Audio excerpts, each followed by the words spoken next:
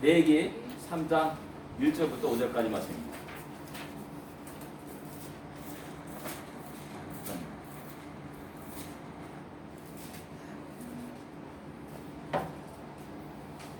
레위기 3장 1절부터 5절까지 말씀 같이 읽겠습니다. 같이 읽겠습니다.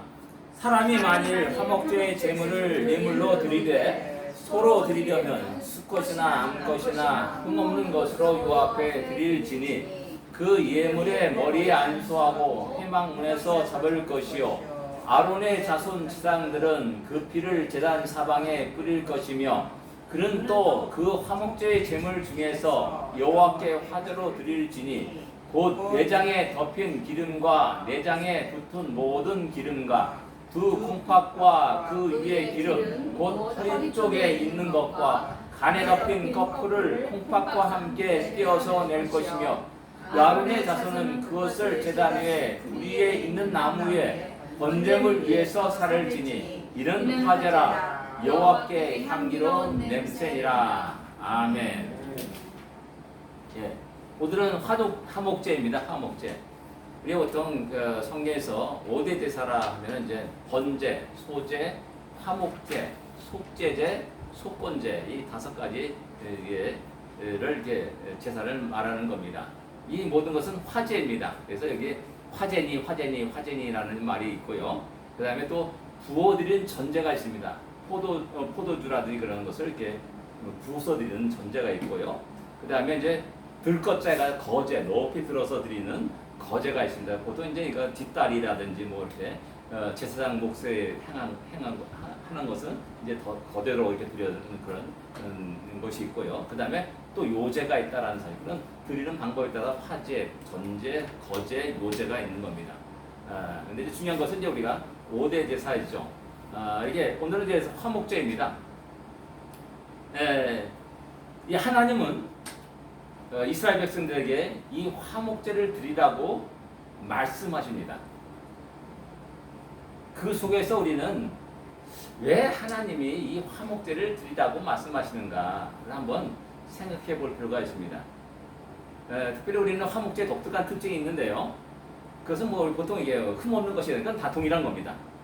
피를 제단에 뿌리는 것, 그것도 이제 번제나 속제나 다 동일한 겁니다. 그런데 이제 화목제는 제사 드린 후에 그 고기를 제사장들과 함께 식사하는 그런 일이 독특한 특징을 가지고 있고요. 그 다음에 이제 내장에 기름을 태워서 드리는 겁니다. 고기를 태워서 드리는 게 아니라 내장에 있는 콩팥에 있는 내장에 있는 고기, 그 다음에 간꺼풀들, 그 다음에 꼬리에 있는 기름들을 태워서 드리는 겁니다. 이게 이제 아마 화목제의 독특한 특징이라 할 수가 있습니다. 그래서 우리 이제 내장탕입니까? 거기에 뭐 기름이 엄청 많지 않습니까? 그걸 다 끝으로 내야 되는 겁니다. 그걸 하나님께 드리는 그런 화목제의 모습입니다. 이 화목제는 이게 제바흐 쉘라빔이라 이렇게 말합니다. 쉘라빔. 이 쉘라빔이라는 이 단어는 살렘에서 나온다. 어원이 살렘입니다. 우리 잘 알다시피 예루살렘이지 않습니까? 예루살렘. 그다음에 우리 샬롬 이렇게 말하는 그것도 같은 어원을 갖고 있는 말입니다. 그래서 솔로몬도 같은 살렘에서 나온 이름이라 할 수가 있습니다. 이 이름은 뭐 평화, 뭐 건강하다, 온전하다, 완전하다, 또 번영하다, 뭐 이런 의미를 갖고 있는 단어입니다. 그래서 영어 성경은 이것을 갖다가 대체로 대부분 피스 오퍼링이라는 단어로 이렇게 번역을 했습니다. 특별히 이제 NIV 성경에는 펠로십 오퍼링이라 이렇게 말합니다. 펠로십 오퍼링은 번역되어 있고요. 또 뉴 리버사이드 버전은 이게 Sacrifice of Well-being, 웰빙 좋아하지 않습니까? 웰빙 그러는데 여기 NRSV 이 성경에서는 웰빙 해당하는 게 희생제사다 이렇게 이런 식으로 번역되어 있습니다. 그다음에 어떤 사람은 이제 쉐어하는 나누는 오퍼링이다 이렇게 또 말하는 사람도 있고요. 우리 한국 번역에는 대부분이 이제 화목제물로 화목제물로 이렇게 번역되어 있습니다. 그런데 공동 번역 성경에는 이제 친교 제물로 이렇게 제사, 친교 제사, 친교 제물로 번역되어 있습니다. 이게 공동 번역은 이제 성공회하고 이제 카톨릭에서 쓰는 성경입니다. 우리나라에 독특하게 이제 독특한 우리나라만 있는 성경이 공동 번역이라 할 수가 있습니다. 예, 대부분 우리나라에서 이제 화목제물로 번역됐는데 이 화목제물, 화목제 이렇게 할 때 우리는 어떤 장면을 이렇게 그리고 상상하냐라는 겁니다. 어렵지만 어려운 건 화목과 반대되는 말이 뭡니까? 화목과 반대되는 말이 불화입니다. 그러면 불화하다 하는 그 상황 속에서 어떤 모습을 이렇게 그릴 수 있냐는 겁니다. 싸우는 거, 다툼, 갈등, 그래 뭡니까? 또 서로 대화가 없는 거. 싸우니까 갈등하니까는 대화가 있을 수 없는 겁니다. 대화가 있을 수 없으니까는 만남 자체가 이루어지지 없는 거예요. 만남이 없습니다. 만남이. 하나됨이 없습니다. 그 속에서 기쁨과 즐거움이 있을 수 없습니다. 서로 간에 기쁨과 즐거움이 있을 수 없는 겁니다. 갈등과 괴로움만 있는 것이죠. 과연 이런 불안한 상태를 갖다 우리가 좋아할 거냐는 겁니다. 또 이런 불안한 상태를 갖다가 추구하며 살아갈 것이냐는 겁니다. 다 모든 사람이 싫어합니다. 그리고 이와 반대되는 화목은 어떤 거죠? 정반대로 기쁨과 즐거움이 있고 대화가 있고 만남이 있고 그다음에 웃음과 행복이 넘치게 됩니다. 그래서 서로 믿고 의지하고 격려하는 그런 아름다운 모습이 있게 되는 것이죠. 과연 우리의 모습은 불화냐 화목이냐 둘 중에 어느 것의 모습에 더 가깝냐라는 겁니다. 더 나아가서 우리의 가정의 모습과 우리의 교회의 공동체의 모습은 어느 것과 더 가깝게 있냐라는 겁니다. 이 하나님께서 이 화목제를 드리라고 명령하신 그 의미 속에서는 너희로 하여금 우리로 하여금 하나님 백성으로 하여금 이런 아름다운 공동체를 계획하시고 그리시고 바라시는 것을 이야기하는 것이고요. 또 과거에 불화했던 그런 모든 모습을 던져버리고 다시 화목한 상태의 모습으로 회복할 것을 요구하고 계시다는 사실입니다. 하나님 나라의 공동체는 이런 모습으로 잘 이루어져 가야 됩니다. 우리 하나님의 교회와 성도의 가정은 바로 이런 아름다운 모습으로 성숙되어 나가야 된다는 사실입니다. 또한 하나님의 백성이 살아가고 있는 이 지역사회, 더 나아가서 국가라는 거대한 공동체도 역시 마찬가지로 이러한 모습으로 변화해가고 이러한 모습 속에 하나님께 영광을 돌려야 된다는 사실입니다. 그런 의미에서 우리는 기도해야 되고 그런 의미에서 우리의 책임이 우리의 사명이 있다는 사실을 기억해야 됩니다. 두 번째 생각할 수 있는 것은 이 화목제는 왜 필요한가라는 겁니다. 우리는 종종 오해할 때가 있습니다. 번제와 속죄를 통해서 우리 죄가 사함을 받았습니다. 그러면 됐지. 왜 또 구태여 화목제를 드릴 필요가 있는가라고 생각합니다. 그래서 어떤 사람은 좀 약간 거추장스러운 그런 생각으로 이 화목제를 대할 때도 있다는 것이죠. 이사야 59장 2절에 이렇게 말합니다. 오직 너희의 죄악이 너희와 하나님 사이를 갈라놓았고 너희 죄가 그의 얼굴을 가려서 너에게 듣지 않으시게 함이니라 이렇게 말씀합니다. 왜 하나님 나의 기도를 들어주지 않습니까? 왜 응답해 주시지 않습니까? 라는 그 질문의 대답이 바로 이사야 59장 2절의 말씀인 겁니다. 우리의 죄악이 하나님과 나와의 사이를 갈라놓았다라고 말하는 겁니다. 그래서 사람들은 속죄제를 드립니다. 번제를 드리기도 합니다. 그러면 죄를 해결받았으면 되는 거 아니냐? 왜 화목제를 또다시 드려야 되는가? 라고 생각하게 된다는 것이죠. 왜 하나님은 다시 또 화목제를 드리라고 말씀하고 있고 규례로 정하시고 계시냐는 것이죠. 이에 대한 좋은 예가 누구의 예냐면 다윗과 압살롬의 예라고 할 수가 있습니다. 압살롬이 자기 이복형인 암논을 죽입니다. 그리고 외갓집의 구스랑 달메에게로 도망가죠. 근데 봐보니까 다윗이 참 압살롬을 그리워하는 겁니다. 근데 요압이 그걸 보고 안 되겠다 해가지고 압살롬을 지혜롭게 해가지고 압살롬을 데려옵니다. 예루살렘에 데려오죠. 다윗의 명령에서 야 데려와라 라고 해가지고 데려옵니다. 근데 다윗은 2년 동안 압살롬을 만나지 않습니다. 무슨 말하냐면 말로는 용서했다 그래요. 그죠? 야 내가 너 용서했어 괜찮아 라고 말하는데 만나서 이야기하고 식탁을 나누는 것은 찝찝한 겁니다. 그 담을 넘어가지 못하는 것이죠. 그 나중에 요압의 중재로 인해서 다시 압살롬과 만나는 그런 장면이 사무엘상 14장에 기록되어 있는 겁니다. 우리에게도 비슷한 예가 있습니다. 서로 간에 어떤 갈등이 있고 또 다툼이 있을 때 야 나 괜찮아 나 용서했어 나 잊었어 말로는 그렇게 하죠 다. 그죠? 근데 만나지 않습니다. 이야기하기 싫어합니다. 그 사람과 함께하기도 싫어합니다. 또 같이 밥 먹는 건 더더욱 싫어합니다. 왠지 모르게 피하고 도망가고 그렇습니다. 그렇기 때문에 대화가 단절되고 그 단절되고 지속되면서 두 사람과의 관계가 더 이상 발전하지 못한 것들을 우리 공동체 안에서 많이 확인할 수 있고 볼 수가 있는 겁니다. 그래서 모시는 겉돌아요. 서로 웃는데 겉돌아요. 기름과 물처럼 겉도는 그런 모습을 보여주고 있다는 거예요.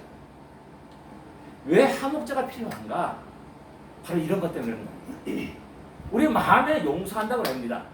그러나 여전히 우리 현실은 단절된 상태 속에서 살아가고 있는 겁니다. 전혀 문제가 해결되지 않은 상태 속으로 살아가는 겁니다. 그럴 때 화목제가 필요한 거라는 겁니다. 여기서 우리는 하나님의 놀라운 은혜를 발견하게 됩니다. 감히 죄인된 우리가 하나님께 가까이 다가갈 수 없는 겁니다. 이럴 때 하나님은 죄인된 우리를 만나시는 겁니다. 나를 향해 다가오신 겁니다. 야 그래서 야 함께 밥 먹자 라고 말하는 겁니다. 야 저기 소공동에서 우리 함께 그 뭐야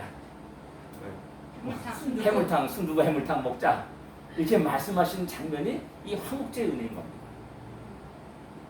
우리 하나님은 야 속죄도 끝났어 나 다 너 용서했으니까 괜찮아 라고 말하는데 우리 안에는 늘 언제나 죄에 대한 무거운 어떤 것이 있는 겁니다. 그래서 감히 그 앞에 다가지 못하고 함께 웃지 못하고 하나님과 함께 생활하는 것, 신앙생활하는 모든 것에 즐거움과 기쁨을 누리지 못하는 일이 많다는 겁니다. 그럴 때 하나님이 나를 향해서 우리를 향해서 다가오시는 겁니다. 그리고 만나주시는 겁니다. 이것이 화목제의 은혜입니다. 화목제가 우리에게 얼마나 큰 은혜인지를 우리에게 말씀해 주는 겁니다. 우리 하나님은 그런 사랑과 용서를 위해서 우리의 삶 속에 우리의 삶 곁으로 찾아오셨다는 것이죠. 그것이 바로 그리스도의 성육신 사건인 겁니다. 멀리 높이 높은 보좌, 영광의 보좌 앞에서 그만 앉아서만 계시는 것이 아니라 내가 신음하고 내가 무거운 짐을 지고 하는 나의 삶 현장에 직접 찾아오신 사건인 겁니다. 화목제물이 되셔서 우리와 하나님 사이에 깊고 깊은 그것을 다 메우셨고 연결시키셨다는 사실입니다. 에베소 2장 14절엔 이 사실을 아주 분명히 기록합니다.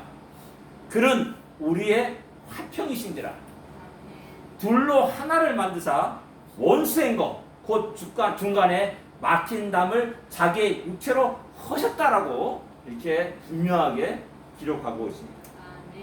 우리의 화평이신 주님 그분이 화목제물이 되셔서 하나님과 나와의 깊고 깊은 그 모든 것들을 다 이렇게 무너뜨리시고 버리셨다라는 사실입니다. 요한일서 1장 4장 10절에 이렇게 말합니다. 사랑은 여기 있으니 우리가 하나님을 사랑한 것이 아니라 하나님 우리를 사랑하사 우리 죄를 속하기 위하여 화목제물로 그 아들을 보내셨습니다 라고 말씀합니다. 이상한 말 있지 않습니까? 우리 죄를 속하기 위해서 화목제물이 되셨다라고 그래요. 죄를 속하는 것은 번제나 속죄제인데 어떻게 화목제물이 되셨나라는 겁니다.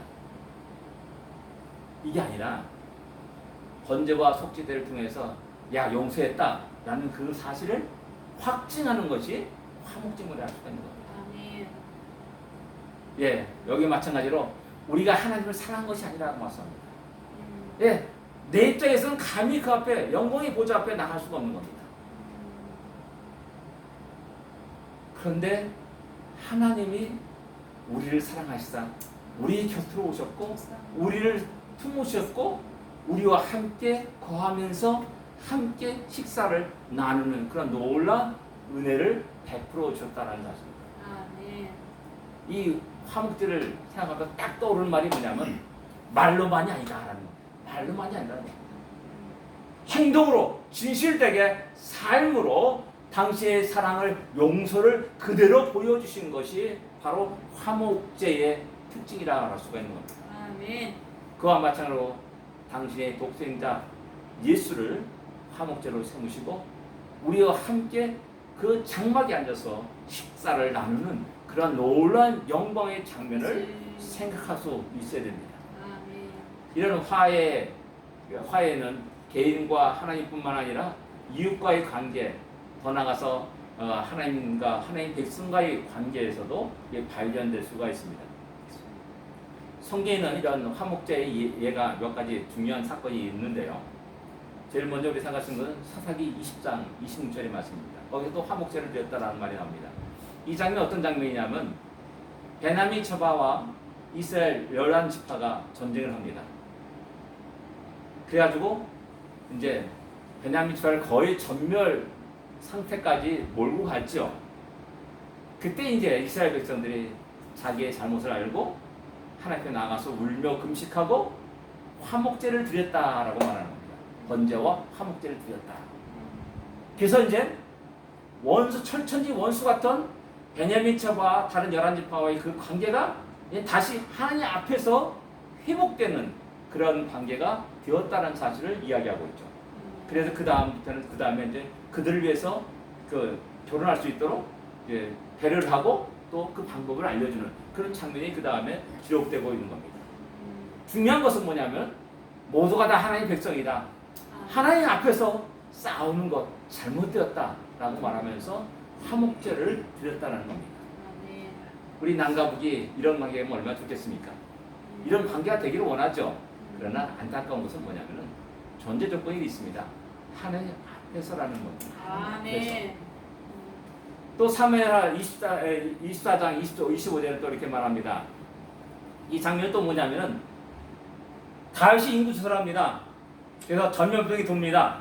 그래서 무려 7만 명의 백성이 죽어갑니다. 그래서 이제 하나님이 됐다. 그냥 아라마 타작마에 가가지고 거기서 제단을 쌓아라라고 다윗에게 갓선제를 통해서 말을 전하죠.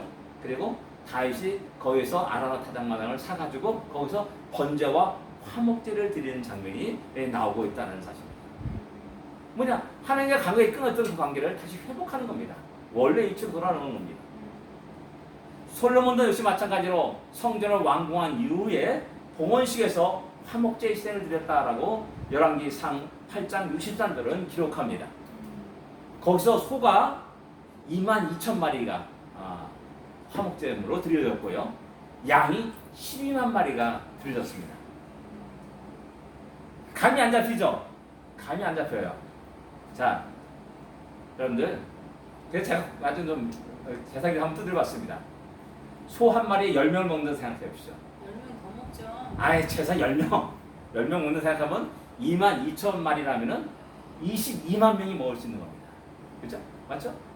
22만 명이 먹을 수 있는 겁니다. 양 12만 마리, 양 한 마리에 4명이 먹을 수 있다 생각하십시오. 그러면 뭡니까? 48만 명이 먹을 수 있는 겁니다. 그 다 합치면 뭡니까?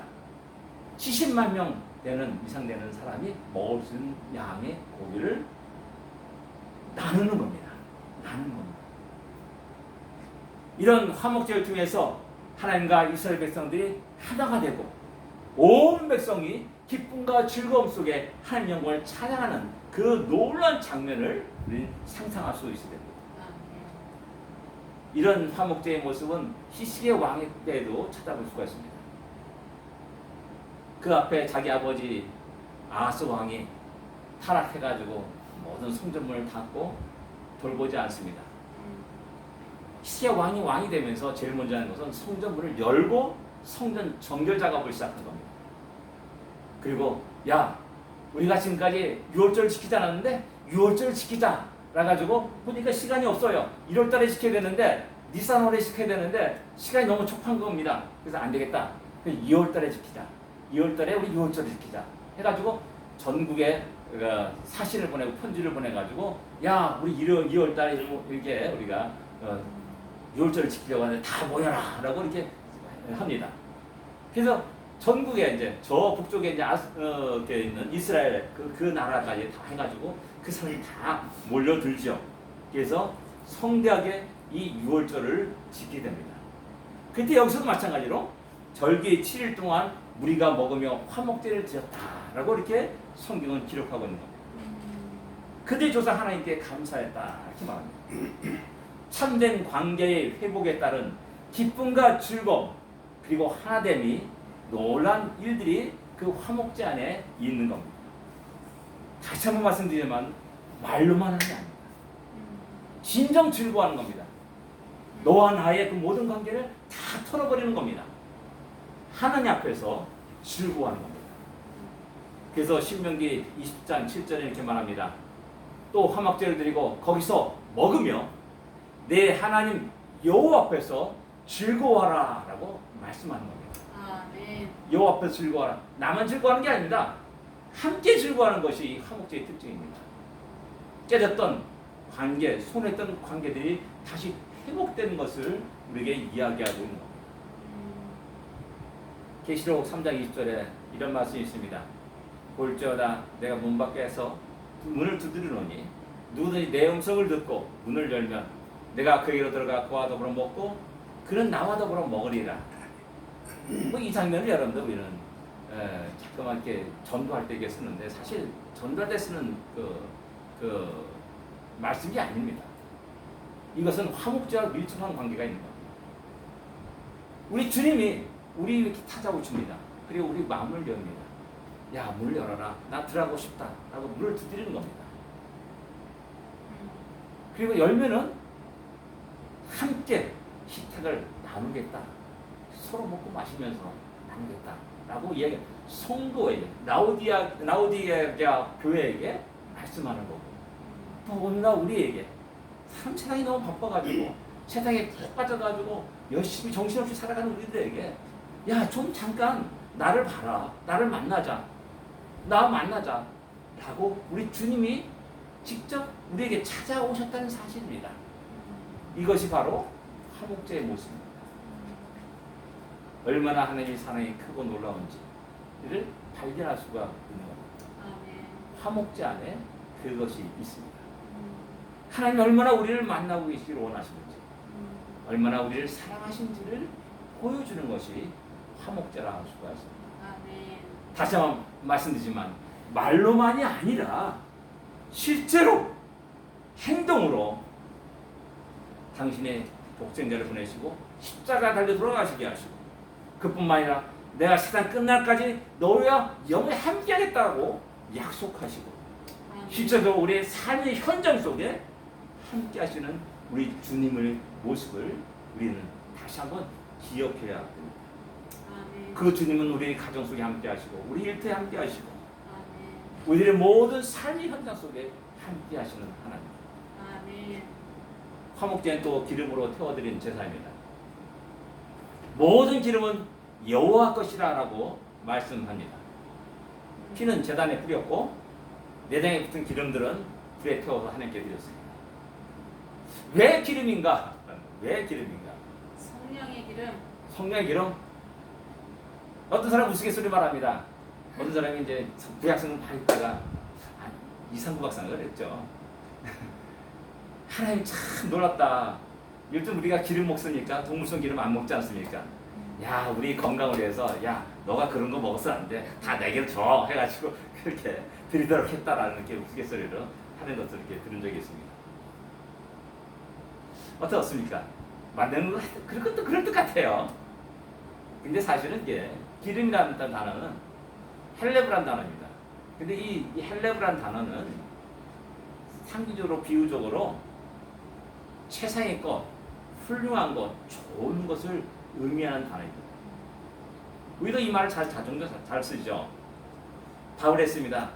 하얀 바위 참 멋있습니다. 그럼 우리가 뭐라 합니까? 기름이 잘잘잘잘 흐른다라고 말하셨습니까? 기름이 잘잘잘잘 흐른다. 바로 그런 의미에서 이 기름을 얘기하는 겁니다. 그러니까 최상의 것, 가장 좋은 것, 아주 훌륭한 것. 그 좋은 땅을 뭐라 그럽니까? 기름진 옥토라고 말하죠. 기름진 옥토. 기름지면 어떻게? 기름이 터졌으면 어떻게 됩니까? 황폐한 땅이죠. 그렇지 않습니까? 기름진 옥토라고 표현합니다. 왜? 최상의 땅이라는 겁니다. 뭘 해도 곡식이 잘 열고 잘 자라고 풍성한 수확을 얻을 수 있는 땅. 그래서 기름진 옥토입니다. 아벨의 양의 첫 새끼와 그 기름으로 여호와께 드렸다라고 우리 잘 알고 있습니다. 단순하게 기름을 드렸다라는 이것뿐만 아니라 더 나아가서 아벨은 최상의 것을 주께 드렸다, 하나님께 드렸다라는 그런 의미도 하는 겁니다. 가장 귀한 것, 좋은 것을 드린 거라는 사실입니다. 하나님 우리에게 그것을 요구한다는 겁니다. 최상의 것, 가장 좋은 것, 가장 훌륭한 것을 요구합니다. 하나님이 두 번째가 되어서는 안 됩니다. 우리의 모든 삶 속에 분명 원칙이 있습니다. 두 번째가 되어서는 안 됩니다. 어떤 사람은 월화수목금토 일 이렇게 말합니다. 그래서 대부분 사람들이 일요일을 갖다가 제일 끝에 놓습니다. 약을 이렇게 연세 약 드시는 분들 쭉 있잖아요. 썬데이 뭐쭉 있는데 제가 월급이나 그런 걸 이렇게 가가지고 그 약상자를 이렇게 보려고 이렇게 봤더니 전부 다 월화수목금토 일로 되어 있습니다. 그래서 다 거기다 다 찾았다. 드디어 딱 하나 일 월화수목금토 이렇게 된 걸 갖다 보고 그걸 산 적이 있습니다. 주일은 일주일의 첫날입니다. 근데 우리 자꾸 이것을 맨 끝에 놓는 경향들이 있습니다. 이와 마찬가지로 우리는 우리 삶 속에 무의식 중에 내 것이 먼저입니다. 내 욕구가 먼저입니다. 내 육신의 소유가 먼저입니다. 그리고 맨 끝에 하다 고려한 것이 맨 마지막에 고려한 것이 하나님 것에 대한 고려입니다. 우리의 삶은 과연 어떠냐는 겁니다. 드릴 것이 없는데 자꾸 좋은 걸 제일 최선의 걸 아예 전 재산 다 팔아 최종을 드려야 되는가? 하나님 우리에게 무리한 것을 요구하시지 않습니다. 당신이 아무것도 없어가지고 가난해가지고 우리에게 큰 것을 요구하시는 분이 절도 아닙니다. 우리 그러지 않습니까? 다니엘이나 우리 꼬마들에게 애들에게 야 너 손에 쥔 거 나 좀 줄래? 그러면 애들이 아껴서 안 줍니다. 안 준다고 막 내 거야 하면서 안 줍니다. 근데 그들 펴가지고 주면 어떻게 합니까? 할아버지인데 어떻게 합니까? 더 많은 건 더 좋은 걸 주죠. 10불, 20불, 50불 막 주죠. 우리의 삶의 모습이 그거 같습니다. 내가 너무 아까워가지고 안 드리려고 합니다. 최상의 것이 아닌 두 번째 것을 드리려고 합니다. 우리 마음에. 우리의 그 본능이라 할 수가 있습니다. 그런데 하나님은 드리는 자에게 더 큰 걸 주시는 하나님이십니다. 더 큰 사랑을 베푸시고 더 큰 은혜를 부으시고 비교할 수 없는 기쁨과 즐거움들을 평화를 우리에게 누리도록 하신다는 사실입니다. 이런 화목제의 은혜를 마음껏 누릴 수 있는 우리 성도가 되어야 됩니다. 기도하겠습니다. 우리는 신앙생활하면서 이 화목제의 은혜를 한번 생각해